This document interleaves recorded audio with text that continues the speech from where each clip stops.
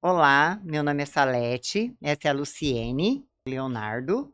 Somos alunos do sexto termo de Psicologia da Toledo Prudente e hoje vamos falar sobre um transtorno complexo e muito importante que é o transtorno esquizoafetivo. O transtorno esquizoafetivo afeta cerca de 0,3% da população mundial e costuma aparecer no fim da adolescência ou no início da vida adulta. Ele é um dos diagnósticos mais desafiadores da psiquiatria, porque exige compreender como sintomas da esquizofrenia e do transtorno afetivo bipolar podem coexistir na mesma pessoa. E para isso, a gente tem uma convidada muito especial, a psicóloga Natália Mariano. Ela é graduada em psicologia pela Universidade do Oeste Paulista e, durante a graduação, deu ênfase em atividades e estudos que envolvem as áreas de psicologia da saúde, psicologia social e psicologia clínica, com foco na abordagem psicanalítica. Foi membro organizadora do projeto de extensão chamado Liga Acadêmica de Psicologia da Saúde, ocupando os cargos de vice-presidente e coordenadora científica. Apresentou trabalhos em eventos científicos, como com temas acerca da luta antimanicomial e a racialização da governança social. Atuou no GIPA, Grupo de Iniciativa Psi Antirracista. Especialista em gestão pública em saúde na UFO, Universidade Federal de Uberlândia, e atualmente trabalha como psicóloga social no Hospital Psiquiátrico Bezerra de Menezes, na equipe de transtorno. Seja muito bem-vinda, Nath. Obrigada. Eu agradeço pelo convite, agradeço pela disponibilidade também da execução desse trabalho, né? E sigo aí também aberto para as perguntas. Natália, um ponto muito importante é o estigma em torno dos transtornos mentais graves. Como você percebe o impacto disso na vida dos pacientes?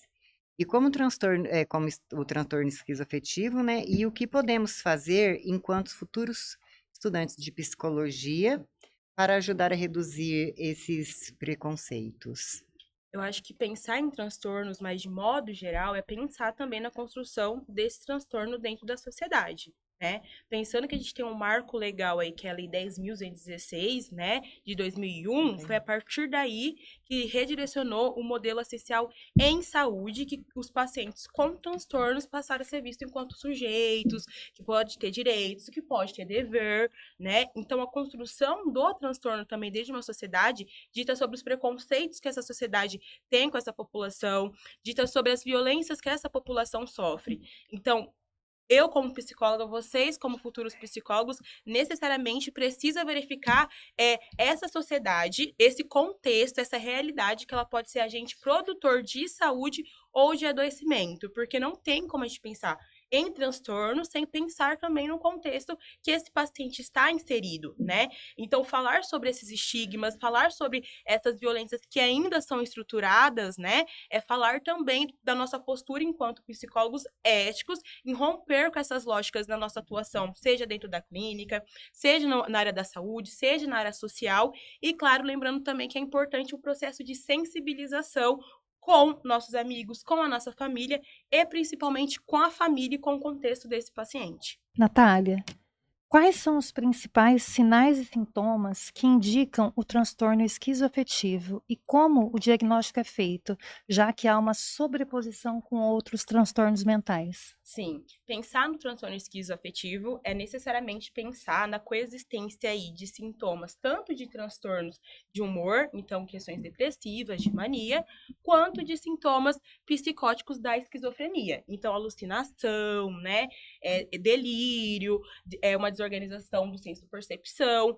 Então, quando a gente fala desse transtorno, a gente está falando que tem características muito classificatórias de outros transtornos, como foi posicionado. Sim. Mas necessariamente a gente tem que entender que o paciente esquizoafetivo, o diagnóstico, ele é dado também pelo DSM,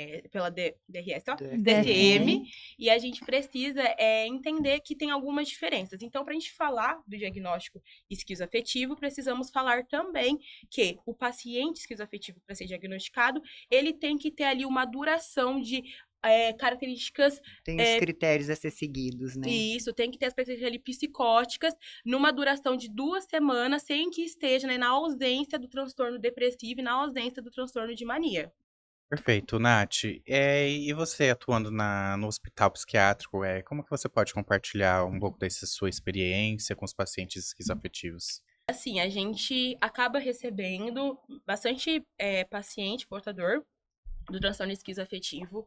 E é claro que a gente está falando de uma condição que ela apresenta sintomas de outros transtornos, como já foi dito. Então a gente recebe paciente que está em mania, então está muito eufórico, então tá com aquela questão também de um delírio de grandeza, às vezes, esse paciente às vezes está muito impulsivo, pode entrar até numa questão de uma hipomania, né? Pacientes então que eles querem beber muita água, ou quer tomar muito banho, ou quer limpar tudo ao mesmo tempo, desde os pacientes que chegam mesmo com sintomas clássicos de uma depressão. Então chega com aquele humor intenso, com aquela melancolia bem intensa, né?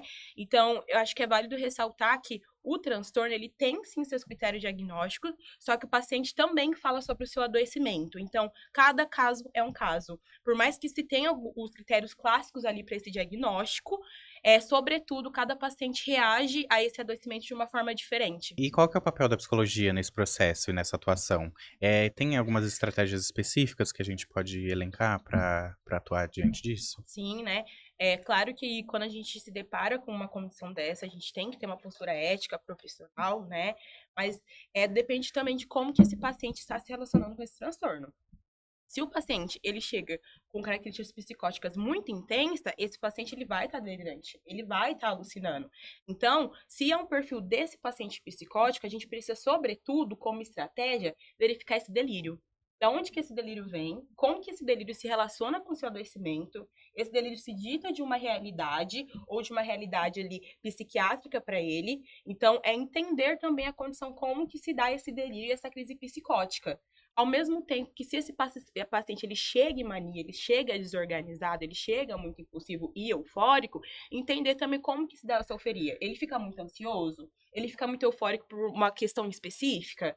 Então, falar desses pacientes é necessariamente também a gente, enquanto profissional, né, traçar estratégias frente à posição que ele está apresentando nessa condição, porque o transtorno ele tem as suas fases, né? Tem ali um episódio que é o episódio agudo, que é onde esses sintomas eles estão bem latentes. Tem o episódio de remissão, então quando esses sintomas eles já estão mais estabilizados, o paciente consegue verbalizar melhor sobre esse adoecimento, mas sobretudo entender esse contexto, essa alucinação, esse delírio ou essa euforia, né? E da onde que se diz, né? O que diz esse delírio, do que se diz essa euforia. Entender para fazer todo o manejo, né? Todo o Correto. manejo. E uma coisa que eu sempre posiciono é que, assim, a gente não confronta delírio. Quando o paciente ele chega para a internação e é um paciente esquizoafetivo que está com esses sintomas psicóticos muito latentes, a gente não confronta justamente porque esse delírio para a gente também é um instrumento de avaliação, né? Para ver como que tá a intensidade desse delírio, para ver se esse delírio ele é um potencial para se cessar ou é um potencial que ele vai estabilizar. Então a gente vai ter que trabalhar numa perspectiva desse delírio para não causar prejuízo para ele nem para terceiros, né? Então são possibilidades, né? Então não tem uma regra direta, mas é possibilidades frente ao tratamento. E, Natália, você trazendo essa fala, né, de quando vocês recebem o paciente, quais são os principais desafios para que esse paciente faça uma adesão ao tratamento e também, assim, complementando, como que a família pode auxiliar nesse manejo? A família é fundamental, né? Porque quem convive, quem assume ali os cuidados dessa pessoa, né? Ela também fala um pouco desse lugar de adoecimento. Ela consegue verbalizar para a equipe também, ó, ele começou a ficar delirante por conta disso. Ele começou a ficar eufórico por conta disso. Eu comecei a perceber que fazia 3 noites que ele não dormia. Eu comecei a perceber que ele estava com mania de limpeza o tempo todo. Então, a família traz para a gente também, o que é bem interessante, o processo desse adoecimento. Porque o paciente, ele também começa a dar sinais de quando ele não está bem, de quando ele vai começar a entrar num processo de crise, né? Então, a adesão desses pacientes no tratamento se diz em constante contato, tanto com esse paciente, quanto com a família e tanto com uma equipe multi, né? Então, ali a gente precisa juntar os saberes. Lá onde eu trabalho, né, a gente costuma sempre discutir entre médica, psiquiatra, assistente social, psicólogo e, às vezes, a equipe de enfermagem. Então, também discutir como que está esse paciente, como que está a adesão dele no tratamento. Por quê? Porque falar de adesão no tratamento não é falar sobre via medicamentosa. O paciente só está tomando a Sim. medicação. Não. É falar como que está o convívio desse paciente no convívio comum com outros pacientes, como que está sendo a reação desse paciente na visita quando está com a família, como que está esse paciente na questão da comida, da alimentação, está conseguindo comer bem? Não está? Como que está esse paciente na questão da higiene dele? Então, é todo um processo também de verificar a condição de vida dele sobre esse tratamento. Então, o tratamento não é somente via medicamentosa, mas é sobre a condição de vida dele. É possível trabalhar com esses pacientes como, assim, em terapia grupo? É mais na parte da terapia ocupacional? Como que a gente consegue fazer esse manejo com esses pacientes? O que é mais efetivo, né, nesses Sim. momentos? Como eu disse, cada caso é um caso. Tem pacientes que aderem, sim, ao tratamento ali clínico de tentar conversar com o psicólogo, conversar com a assistente social, conversar com o médico psiquiatra. Mas como a gente está falando de um transtorno que tem uma alteração do senso-percepção e algumas características ali, a gente está falando também que é um paciente que ele vai necessitar também de outros fatores para ter um manejo, né? Então, às vezes por uma música, às vezes por uma memória afetiva, às vezes com alguma atividade grupal. Então, geralmente esses pacientes, a gente primeiro também tem um contato com o que eles gostam de fazer. Gosta de desenhar? Gosta de pintar? Gosta de escutar música? Tem alguns pacientes que o nosso atendimento se dá primeiro, ele sentando, escutando a música que ele quer, e depois a gente começa a conversar e vai seguindo ali pelo, essa música me diz sobre isso, aquilo, me lembra aquilo, aquilo, aquilo. Então a gente também vai avaliando o sujeito e o seu adoecimento pelo seu próprio processo de vida e aquilo que ele gosta, né? Que remeta ele um pouco mais ao nível de consciência ali. Pacientes que chegam em crise, tem um lugar específico onde vocês costumam cuidar, avaliar eles? Eles não ficam assim junto com os outros? Depende. A gente tem pacientes que chegam em crise, tanto psicóticas quanto em mania, né? Então, esse paciente ele tem que ter um cuidado maior da equipe hospitalar, certo? Então, esse paciente ele costuma ficar numa parte do hospital que ali tem 3 quartos, cada quarto tem 4 leitos, tem um refeitório, tem a sala de TV, e é uma parte que fica bem próximo, né? Fica colado com o posto de enfermagem. Justamente para isso, para uma avaliação mais rigorosa, mais cautelosa da equipe e do pessoal da enfermagem que tem um contato 24 horas por dia ali com eles, Para ter uma né? observação constante, Uma né? observação E a equipe constante. de enfermagem também é bem essencial nesse cuidado, né? Sim. Eles ficam o tempo todo com eles. E necessariamente falar de transtorno é falar também desse trabalho transdisciplinar que a gente precisa, né? Então a gente também recai uma questão de clínica ampliada, que é justamente juntar todos esses saberes, né? O que a enfermagem pode contribuir, o que a psicologia pode contribuir, o que a médica a psiquiatra pode contribuir, porque isso é essencial para ver o sujeito, o paciente, enquanto um ser que é multifatorial, não Na aquele sujeito que totalidade, só né? é o psicológico, não só aquele sujeito que é só o biológico da parte médica, por exemplo. Muito bom. E, Natália, claro, né, preservando o sigilo, algum caso durante sua atuação que tenha te marcado de alguma forma que você poderia trazer como exemplo para gente? Sim, hoje mais cedo eu estava fazendo uma visita técnica com alguns estudantes e eles me fizeram a mesma pergunta, né? Mas sim, teve casos muito marcantes, mas falando em específico do transtorno esquizoafetivo, a gente recebeu um paciente e ali ele estava muito psicótico, então a verdade absoluta era o delírio dele. Então, assim, como eu digo, a gente não confronta esse delírio. Mas naquele momento, aquele delírio estava tão intenso que ele necessariamente tinha que sair do hospital para resolver algumas questões que, falando de realidade material, era inexistente, né? Então a equipe naquele momento não conseguia suprir essa necessidade dele sair e resolver as coisas, porque essas ditas coisas, de fato, não existiam na vida real. Então, esse paciente, ele começou a ficar muito desorganizado, ele começou a ficar muito agressivo, né? A gente conseguiu fazer ali toda uma contenção verbal com ele, mas o que foi marcante para a equipe foi que, assim que a via medicamentosa começou a fazer efeito, assim que ele começou a aderir ao tratamento, ele retornou com a equipe né, que ele lembrava das coisas que ele tinha falado, que ele sabia que aquilo não fazia sentido, mas que mostrava o quanto ele estava adoecido. Então, isso também é uma devolutiva para a gente enquanto equipe, Super positiva, né? de saber que aquele paciente, naquele momento, ele realmente está adoecido, né? Sim. Que aquele dele não se confronta porque se diz um lugar de adoecimento, e quando esse paciente, ele está estabilizado, é a partir desse momento que a gente consegue conversar com ele sobre uma certa prevenção de uma crise, de um surto, porque continuar fazendo tratamento é importante. Sim. E após a Tá bom. crise, ele se lembra do que ele fez? Depende do caso. Depende do caso. Pensando que se for uma crise psicótica e isso for muito intenso, a gente está falando de alteração de senso-percepção. Aham. Então, pensa que essa percepção ela vem de banco de memórias,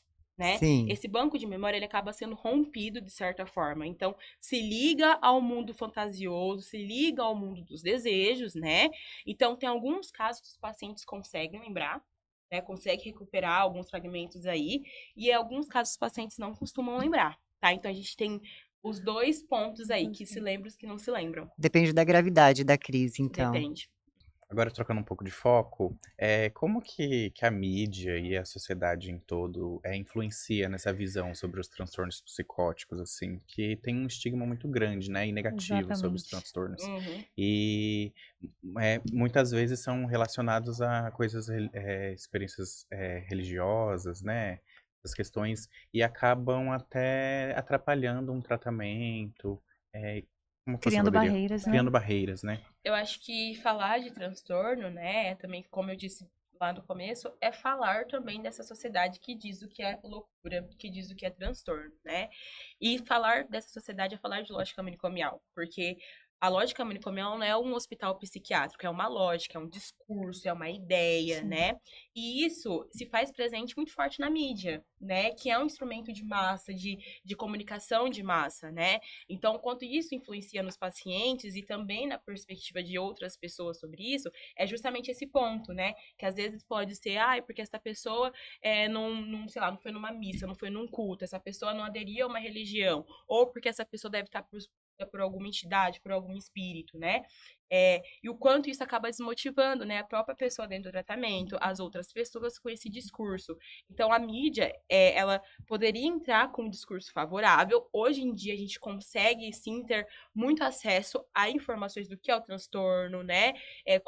Quais são os meios de tratamento, quais serviços o pessoal pode ter acesso. Mas, sobretudo, a mídia ainda tem muito que melhorar no sentido de ter esse discurso claro e de uma forma de sensibilização e Conscientizar, né? de do que é o transtorno, como que ele se dá, né? Uma via ali de um tratamento também. E na instituição, você vê algum estigma também? Porque talvez tenha alguns profissionais que não são tão preparados e acabam caindo ali e você vê esses estigmas. Sim, eu acho importante lembrar que em qualquer instituição que vocês Exatamente. forem trabalhar de saúde mental, vai ter certos Esses estigmas referente a transtorno mental. Então, não só em contato ali dentro do meu trabalho, mas em contato também com profissionais de outros serviços de saúde mental, a gente acaba vendo um pouco de um discurso de estigma, até manicomial, no sentido de que, mas já vai sair de alta? Mas esse paciente tem que ficar mais um pouco. Mas cadê o direito dele de retorno ao território? Cadê o direito dele de conseguir um tratamento digno e efetivo dentro de um CAPS? Junto com a família, junto com a rede de apoio, né? Então, sobretudo, a gente tem que ir combatendo esses estigmas dentro da profissão, em contato com os outros serviços e em reunião com outros serviços, porque isso se faz presente, sim, tá? E ele precisa também ter uma vida social, né?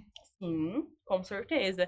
E é justamente esse meio social que vai ditar também um pouco sobre esse adoecimento. Então, eu sempre falo, estar hospitalizado é um recorte, porque o paciente ele não está no território dele, ele não está no convívio dele, né? Então, falar do tratamento lá é muito mais de uma estabilização de crise do que propriamente do adoecimento, né? Exatamente. Natália, muito obrigado, né, por compartilhar seu conhecimento e experiência com todos nós aqui. Foi uma conversa extremamente rica e relevante, necessária. E, para finalizar, que conselho que você daria para nós, enquanto estudantes de psicologias, e para futuros discentes aí que querem ingressar na psicologia? Eu acho que, sobretudo, a gente pensar o que é necessário, gente, a gente pensar transtorno mental, pensar sobre o direito desses pacientes e o que se diz sobre esse contexto que ele está inserido. Porque muitas vezes esses pacientes com transtorno chegam até a gente e a maior preocupação do profissional é dar uma medicação, sendo que a gente precisa verificar como que surgiu esse adoecimento, né? por que que o paciente agiu dessa forma, o que que foi ali, alguma situação que teve esse rompante aí.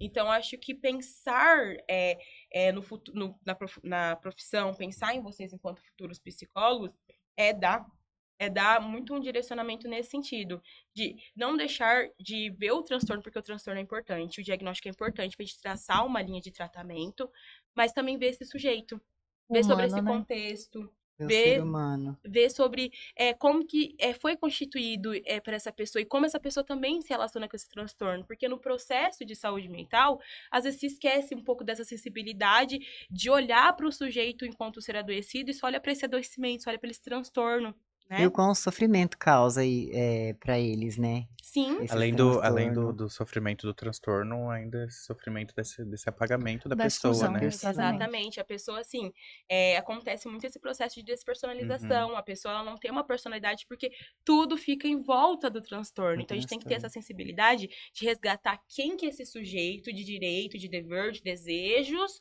fora o transtorno. Perfeito, Nath. Muito Nath, obrigado muito obrigada. novamente. E para quem está nos ouvindo aí da sala, fica a reflexão. Compreender o transtorno esquizoafetivo e outros transtornos também é compreender a complexidade da mente humana e a importância de olhar para o sofrimento psíquico com empatia. E é isso aí. Muito obrigado. Obrigada, Nath. Obrigada, Obrigada a pessoal. vocês, gente. Nossa,